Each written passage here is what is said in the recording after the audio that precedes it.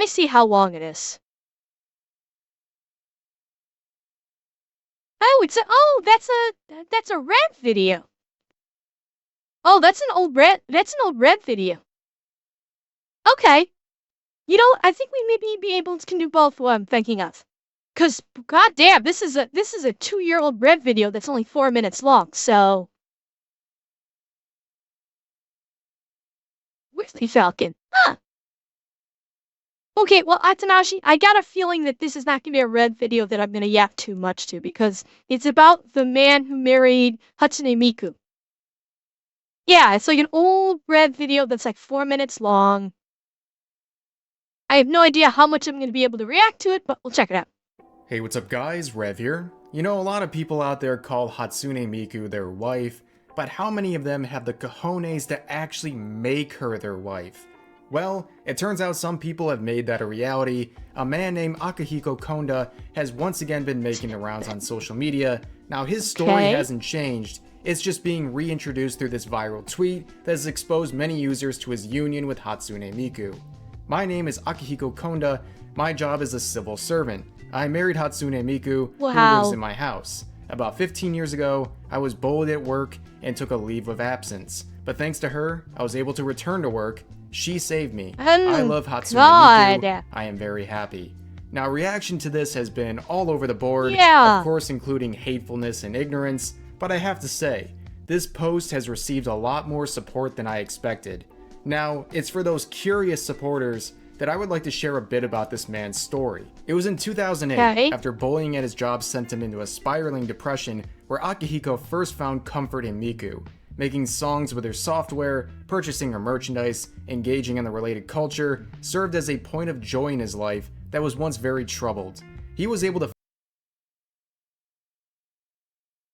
Why does that sound very similar to the beginning plot of Gushing Over Anime Girls? Like, the plot of, I don't know how many of you have seen Gushing Over Anime Girls. The beginning plot is the main character, Ute, obsesses over magical girls. And she, like, buys all of their stuff and is absolutely obsessed with them, and she's very shy and withdrawn and doesn't really have friends. Like, she doesn't get bullied. She doesn't get bullied. But, yeah. But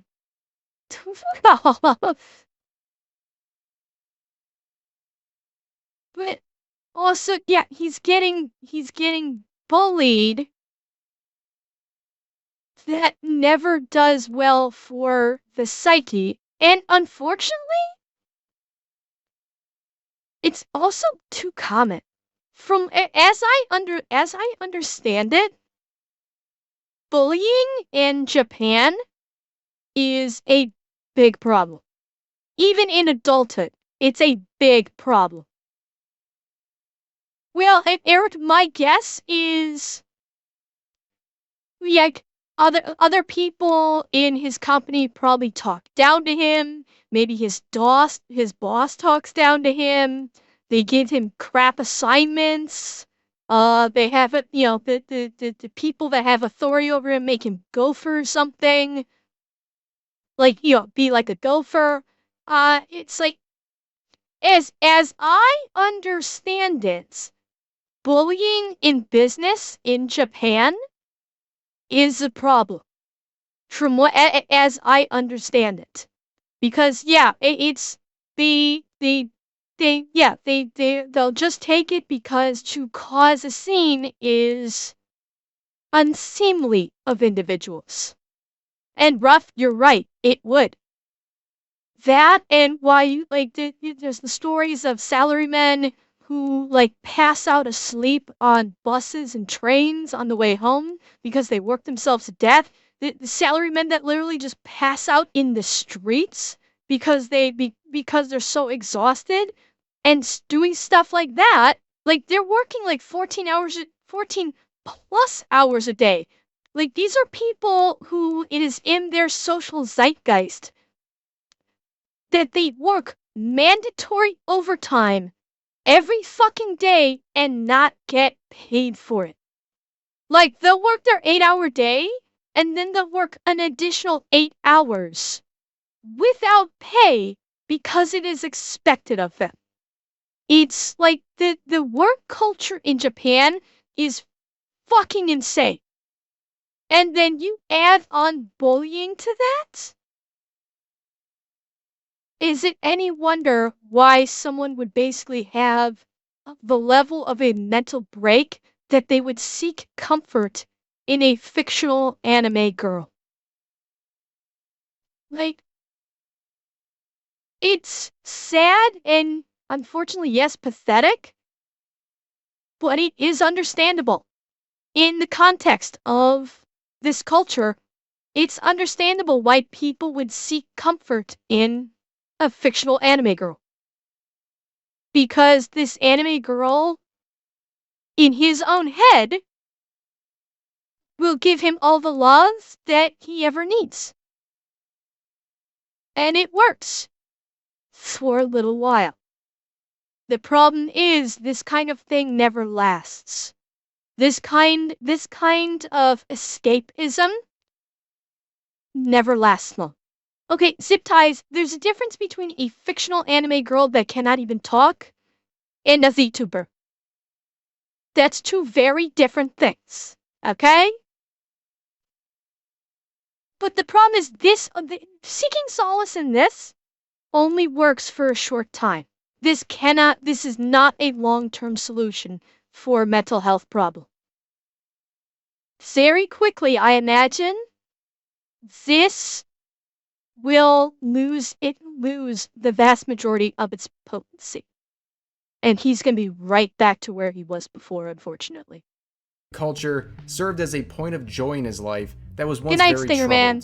He was able to find happiness again despite the limitations he faced with his unique relationship. However, a few years ago, things would take a big turn for Akihiko. In 2017, a machine called Gatebox was introduced. Marketed towards lonely men, this device allowed its owners to interact with a variety of fictional characters represented by a small hologram. This was actually something that I covered in a video a long time ago, but let's take a quick look at the ad. I remember saying something about this.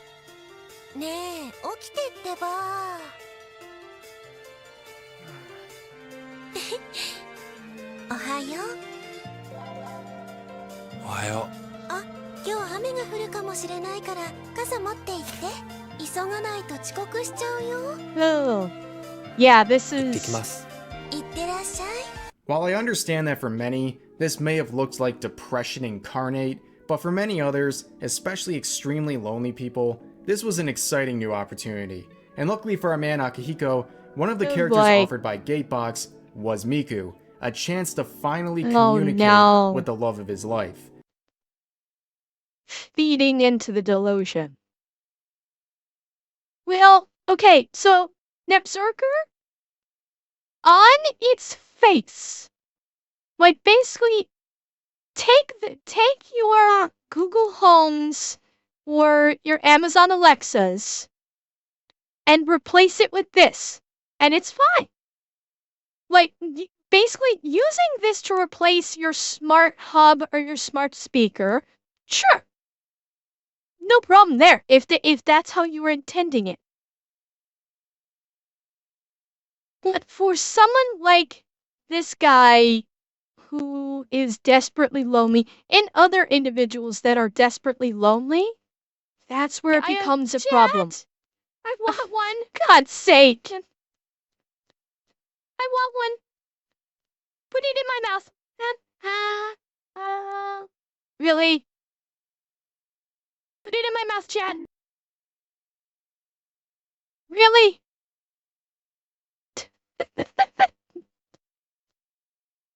It's like, non-berserker, it's not even like a stopgap, honestly.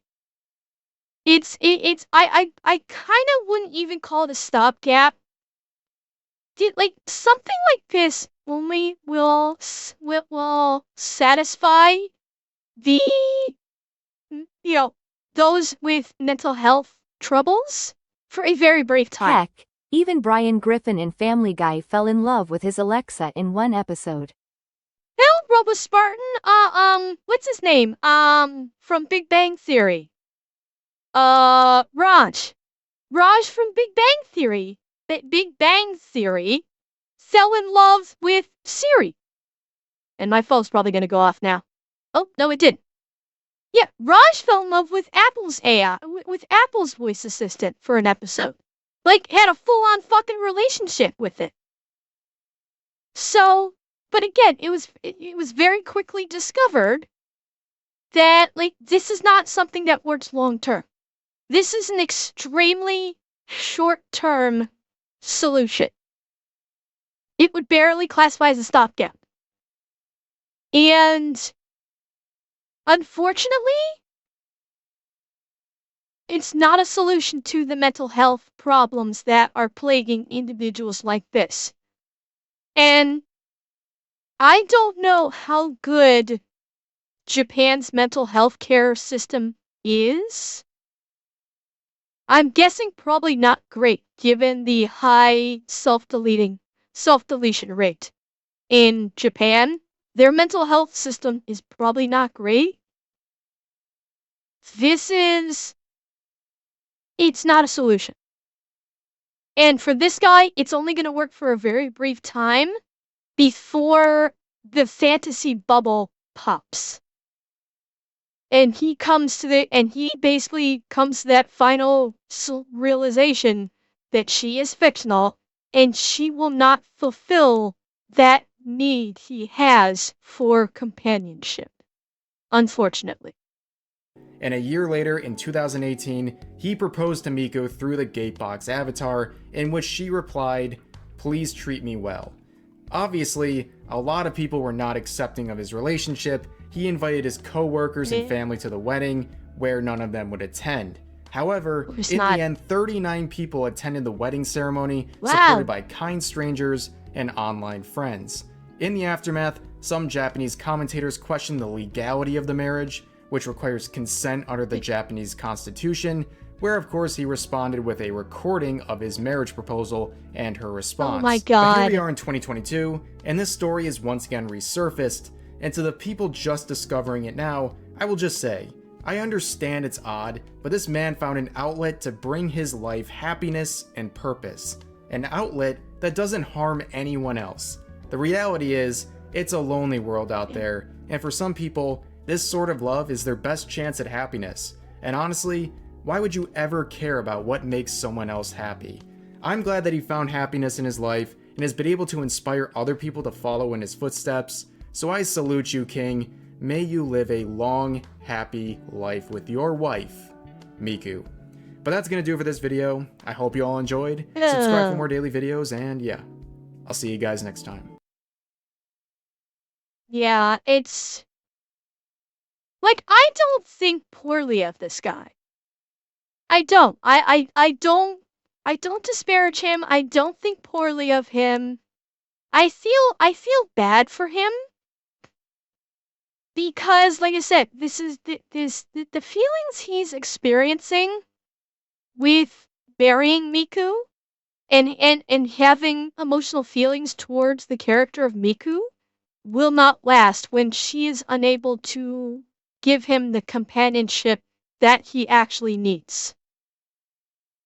So, like, I'm not gonna make fun of him. I'm not gonna call him names. I'm not gonna do anything like that. I feel bad for him. And I wish he'd be able to get the mental help that he clearly needs.